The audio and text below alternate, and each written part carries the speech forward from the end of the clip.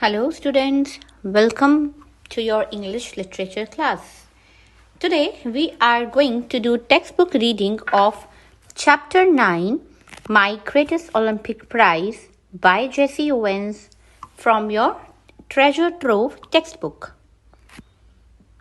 So objectives of this video are that by the end of this video you will be able to express the story in your own words, tell the meanings of difficult words and phrases, answer the related questions. So before we begin, let us recapitulate what you did in your workbook reading. So let us discuss few key points. So we had done how Jesse Owens was well prepared and confident about winning the broad jump at the Olympics. When he reached Germany, he experienced the wave of German nationalism and saw last long. He became angry and fouled 2 times in the trials, but advice by Long changed Jesse's perception, and that's how their true friendship was formed. So students, let us begin with the reading. For that, you need to open page number 104 of your Treasure Trove Poems and Short Stories book. It was the summer of 1936. The Olympic Games were being held in Berlin. Because Adolf Hitler childishly insisted that his performers were members of master race, nationalistic feelings were at an all-time high. So underline Berlin and write down capital of Germany. Underline childishly and write down in an immature way. So students, this is an autobiography of Jesse Owens and his experience in summer of 1936 where Olympic Games were held in Berlin.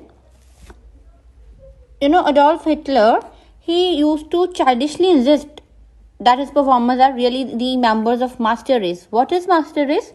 Hitler actually tried to prove that the German, being of an Aryan race, and some other European races were superior to others.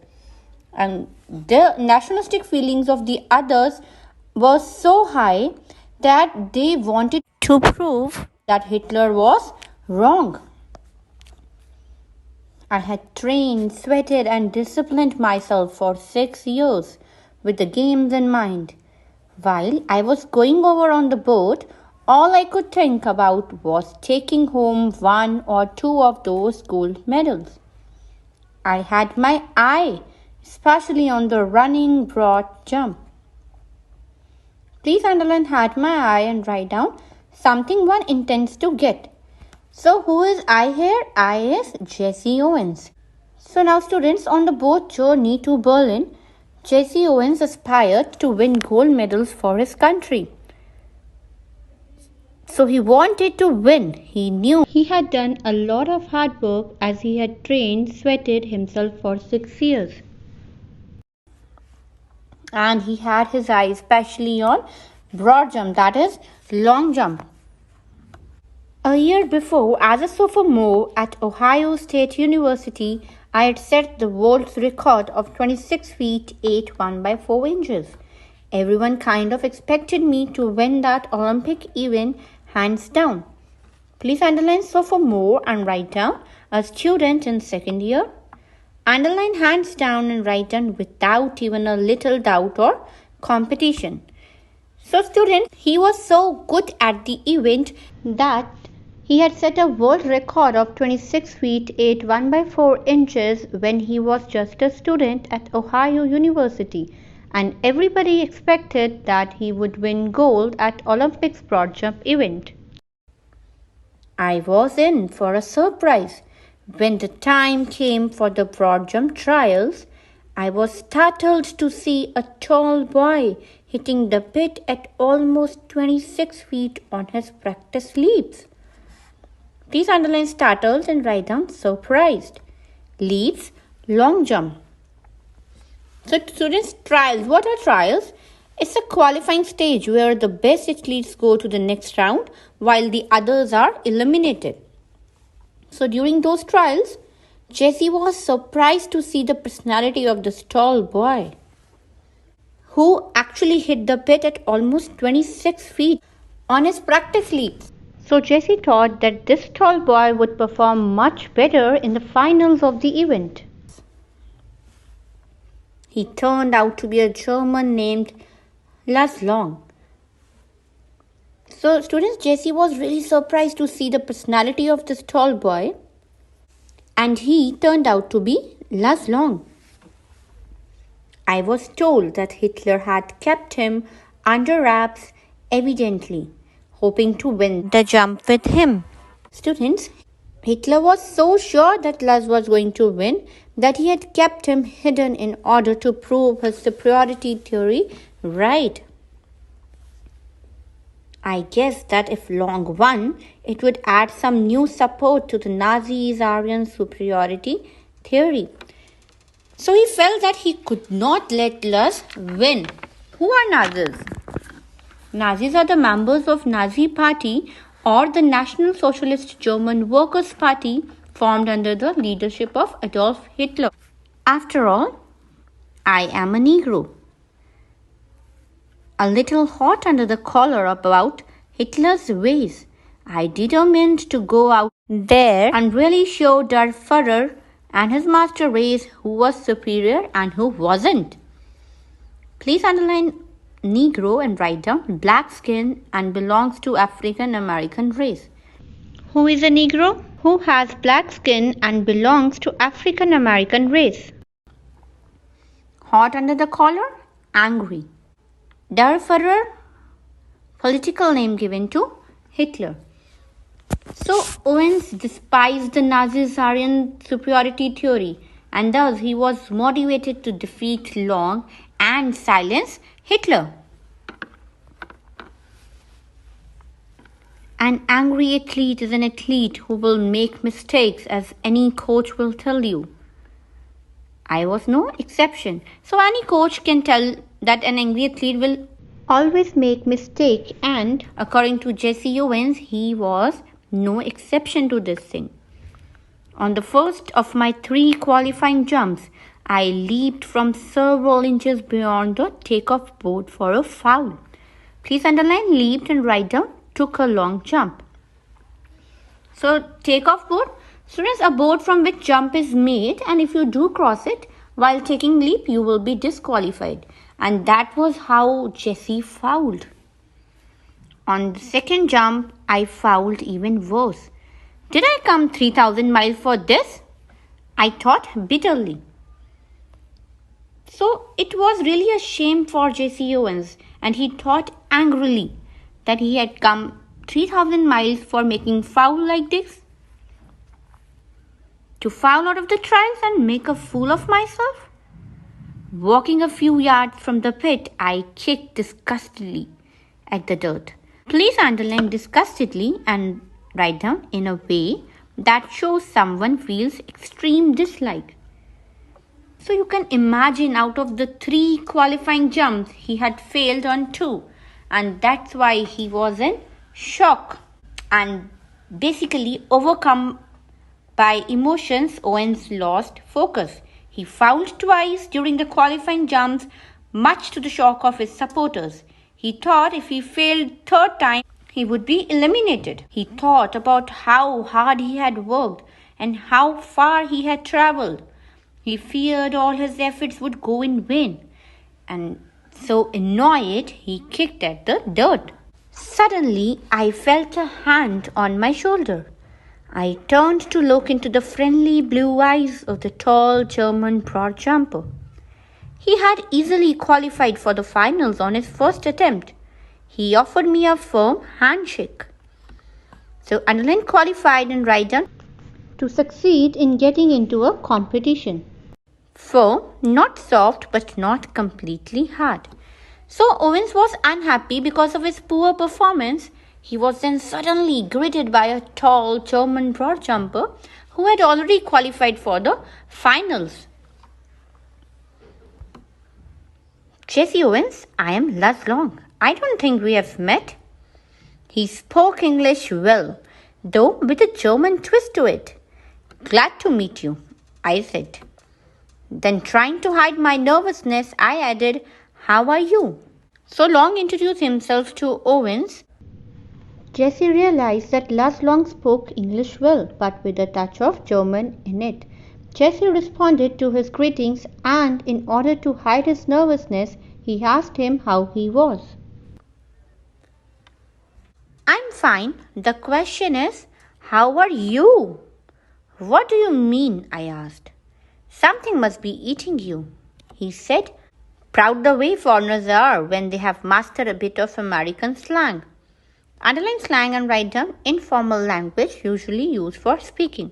So Long basically introduced himself to Owens, and sensing Owens' nervousness, he asked what was bothering him. Now, students, while Long spoke, it seemed or it appeared to Jessie that he was quite proud of his accent, just as a foreigner who could speak English with an American slang. "You should be able to qualify with your eyes closed. Believe me, I know it," I told him, and it felt good to say that to someone. For the next few minutes, we talked together. Eyes closed, students, eyes closed means that he should be able to qualify very easily. That was the trust Long showed on Jessie Owens. Jessie felt quite relieved that he was able to express whatever was going on his mind to someone. I didn't tell Long what was eating me, but he seemed to understand my anger and he took pains to reassure me. Underline reassure and write down to comfort someone and stop them from worrying. Though Jessie Owens did not tell Laz Long what was troubling him, it appeared that Laz Long had understood why Jessie Owens was angry. So what he basically reassured, or what he was trying to reassure Owens, that although he had been schooled in the Nazi youth movement, he didn't believe in the Aryan supremacy business any more than I did. We laughed over the fact that he really looked the part. Please underline looked the part and write down have an appearance or style of dress appropriate to one's role or situation. So, what he looked the part like? He looked like he actually follows Nazi superiority theory. So, what is Nazi youth movement? Nazi's youth movement was started by Adolf Hitler for educating and training the German youth in Nazi's principle. So students, Laz Long tried his very best to reassure Jessie that although he had been trained with all the Nazi's principle, but he didn't believe in them. An inch taller than I, he had a lean, muscular frame, clear blue eyes, blonde hair, and a strikingly handsome, chiseled face. Please underline blonde and write down golden. Underline strikingly and write down in a way that attracts attention. Chiseled, strong, clear bone structure. So here Jessie Owens has described how Laz Long used to appear. So he was having a blonde, that is golden hair, and his face was really chiseled. I was having a chiseled structure, and he looked strikingly handsome. So in spite of being schooled in the Nazi youth movement, Long was a compassionate and kind-hearted soul. Also, Owens observed he was extremely handsome and very well built. So finally, seeing that I had calmed down somewhat, he pointed to the takeoff board. "Look," he said, "why don't you draw a line a few inches in back of the board and aim at making your takeoff from there? You'll be sure not to foul, and you certainly ought to jump far enough to qualify. What does it matter if you're not first in the trials? Tomorrow is what counts." So Long advised Owens to attempt his jump a few inches before the board. This way he would qualify easily without fouling. He further added that standing first in the trials didn't count, but qualifying for the finals and winning there did. That is, to win the next day was what really mattered. Suddenly, all the tension seemed to ebb out of my body as the truth of what he said hit me. Confidently, I drew a line a full foot in back of the board and proceeded to jump from there. I qualified with almost a foot to spare. Students, please underline ebb out and write down flow back. So Owen instantly felt better after talking too long.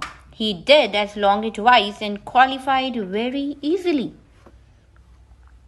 That night, I walked over to Laslong's room in the Olympic Village to thank him.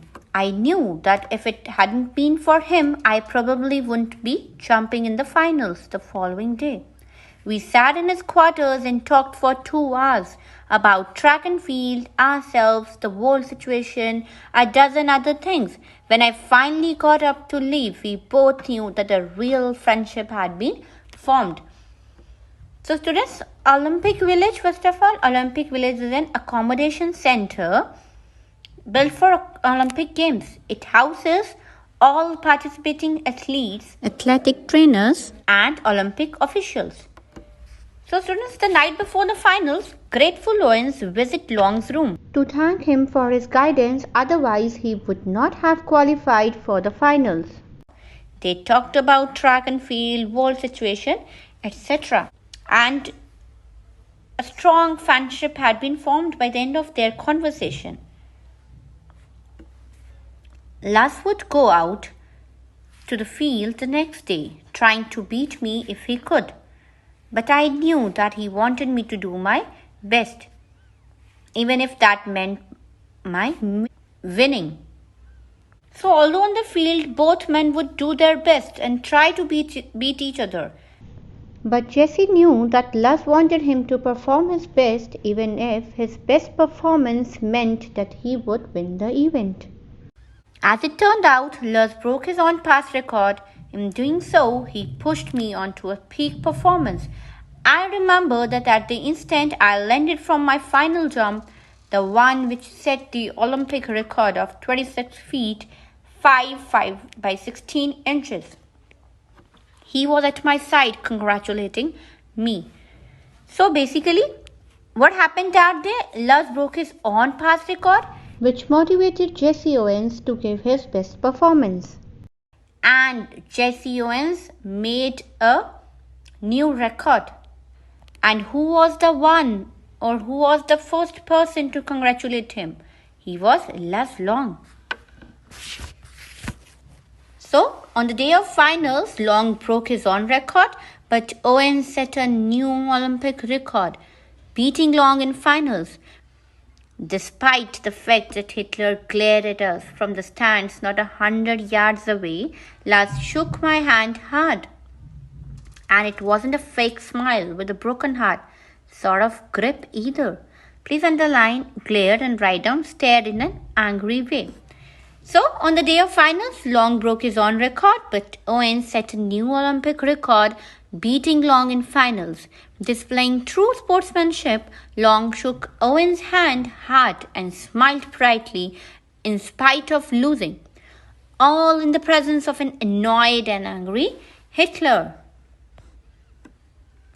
You can melt down all the gold medals and cups I have, and there couldn't be a plating on the 24-carat friendship.